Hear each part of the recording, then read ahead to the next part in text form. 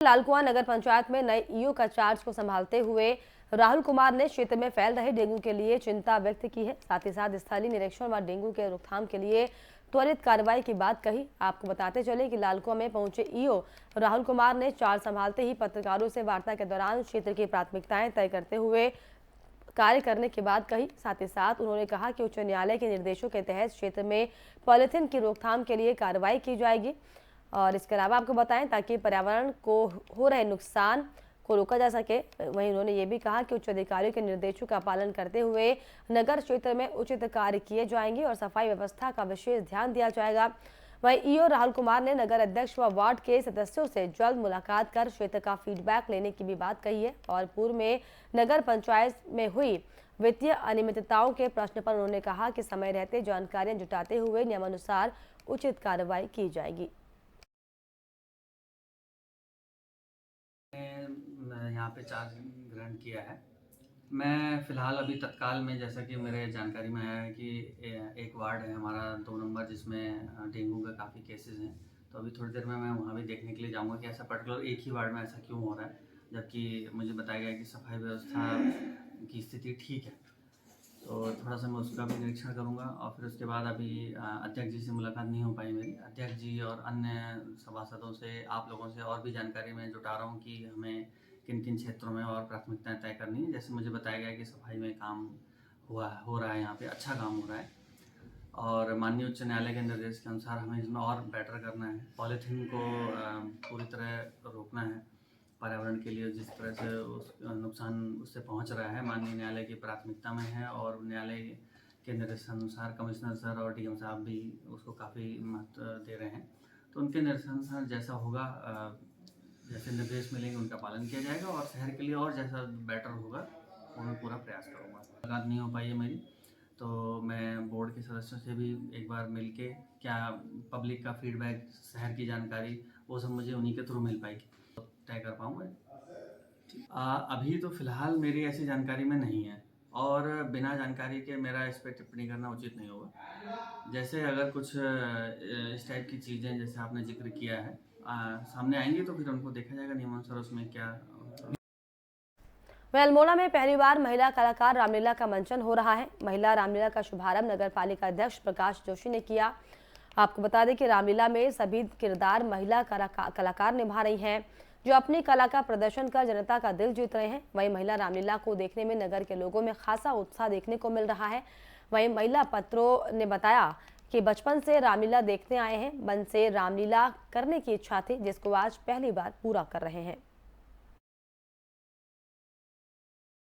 बात सही है कि महिलाओं के द्वारा जो आयोजित ये रामलीला है, ये पहली रामलीला है पूरे कुमाऊं में।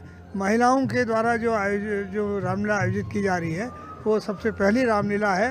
अल्मोड़ा का स्थान तो रामलीला के क्षेत्र में सबसे आगे रहा है। पहले भी कुमाऊनी रामलीला अल्मोड़ा से ही शुरू हुई थी। आज महिला रामलीला भी अल्मोड़ा से शुरू हो रही है। ये पूरा श्रेय अल्मोड़ा को ही जाता है और महिलाएँ बहुत बढ़ चढ़ कर इसमें भाग ले रही हैं। ये बहुत ही स्वागत योग्य है। देखिए, हमें बहुत खुशी हो रही है और जो हमारा बचपन का सपना था वो पूरा हुआ। हम लोग रामलीला का मंचन देखते थे लेकिन कभी करते नहीं थे और आज जो करने का मौका मिला है, रामलीला का मंचन जो करने का मौका मिला है, उससे हमें बहुत खुशी हो रही है और बहुत ही अच्छा लग रहा है। बहुत खुश हैं। रावण अपने आप में बहुत बड़ा तपवान था और बहुत गणितज्ञ था बहुत ज़्यादा, तो उसके पात्र को जो मैं, उसके एक्ट को जो मैं अपने किरदार के रूप में जो मैं निभा रही हूँ, उससे मुझे बहुत खुशी हो रही है। ऐसा अंश है जो आपने सुनाया होगा? रोज हमारा जग में सारा, रोज हमारा जग में सारा।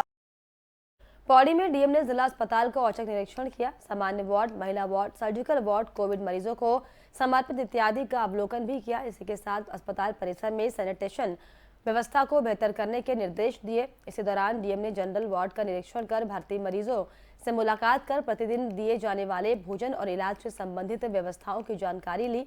उन्होंने पानी के आरओ की गुणवत्ता भी जांची। अस्पताल में नियमित अंतराल पर सफाई करने के निर्देश दिए। अस्पताल परिसर में बायोमेडिकल वेस्ट सुविधा नियमित तरीके से नहीं की जा रही थी। अस्पताल के परिसर में 2 पुराने खराब वाहन पाए गए और अनावश्यक सामग्रियां भी अस्त व्यस्त पाई गई है।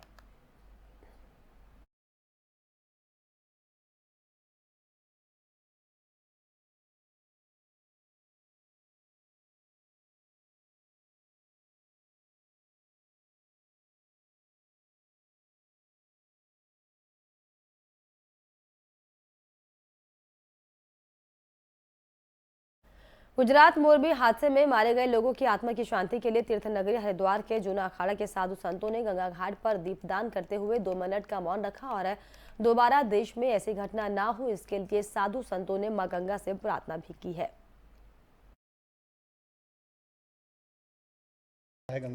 अब ऐसा है, जब छड़ी की पूजा हुई तो एक हमारे देश में अनेकों स्टेट हैं, गुजरात प्रदेश में एक ऐसी आपदा मोरबी माई झूला टूटने से अभी तक कोई गिनती नहीं हो पाई है, लेकिन बहुत जीवात्माओं की, बहुत हमारे श्रद्धालुओं की जान जो गई है, उसके लिए हम लोग उनकी आत्मा की शांति के लिए उनकी आत्मा शांति, उनके परिवार के लोगों को धैर्य प्राप्त हो, इसलिए हम सभी साधु संतों ने यहाँ दीपदान किया और जो है कामना की कि ऐसी घटना देश में ना हो, भगवान ऐसी घटनाओं से बचाएं। जो आपदा आई ये दैवी आपदा होती हैं, इनको हम लोग रोक नहीं सकते, लेकिन देवी देवताओं से प्रार्थना जरूर कर सकते कि हे प्रभु, भागीरथी गंगा महारानी सभी देवी देवता थे, जो ऐसी आपदा भारत में ना आए, ऐसे जो श्रद्धालु श्रद्धा से गंगा जी के दर्शन करने हो गए हो उनके साथ ऐसी घटना घटी तो ऐसी भविष्य में ना माता जी हो, यही हम सबकी शुभकामना है, यही सबकी वो है इच्छा है। चलो, ओम नमः पार्वती। सितारगंज में डीएम युगल किशोर पंत ने मुख्यमंत्री के दौरे से पहले साफ सफाई को लेकर निरीक्षण किया। निरीक्षण में साफ सफाई दुरुस्त न होने पर सितारगंज नगर पालिका के अधिकारी को फटकार भी लगाई। आनन फानन में साफ सफाई का काम तेजी से कराया गया। वहीं आज सितारगंज का आलम यह है कि जगह गली चौराहे सब दुरुस्त तरीके से साफ कर दिए गए हैं। वहीं उप जिलाधिकारी तुषार सैनी ने भी एक बैठक की और शहर की साफ सफाई और अवैध अतिक्रमण को लेकर सख्त निर्देश दिए और डेंगू के बढ़ते प्रकोप को देखते हुए साफ सफाई की नगर पालिका अधिकारी को सख्त हिदायत दी। वहीं प्रियंका आर्य ने बताया कि डेंगू से बचाव के लिए साफ सफाई रखें और घरों में गंदगी ना रखें। उन्होंने बताया कि नगर पालिका द्वारा जहां डेंगू की समस्या है वहां पर फॉगिंग की जा रही है और जिन लोगों को मच्छरदानी की आवश्यकता है उन्हें मच्छरदानी भी बांटी जा रही है।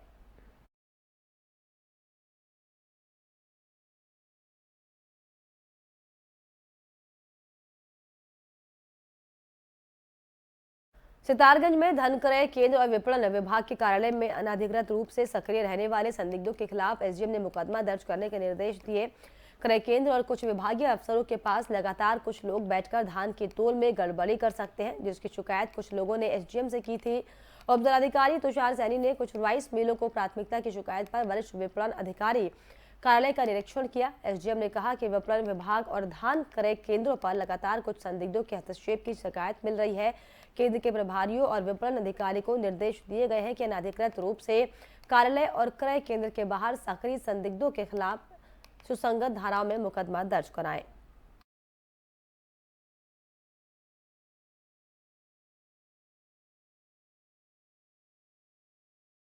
और इसी के साथ इस बुलेटिन में फिलहाल इतना ही। देश और दुनिया की तमाम खबरों के लिए आप देखते रहिए एफएम न्यूज। नमस्कार।